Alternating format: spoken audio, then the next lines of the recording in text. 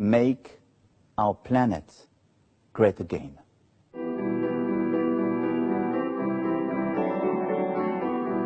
Today, the President of the United States, Donald Trump, announced his decision to withdraw the United States from the Paris Agreement.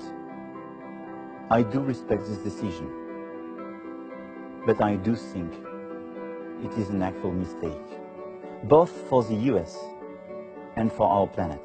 To all scientists, engineers, entrepreneurs, responsible citizens who were disappointed by the decision of the President of the United States, I want to say that they will find in France a second homeland.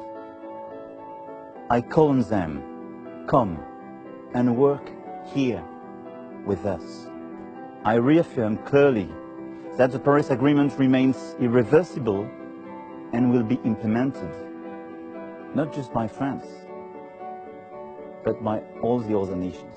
We will succeed, because we are fully committed.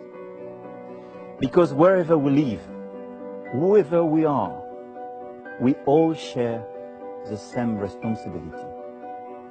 Make our planet great again.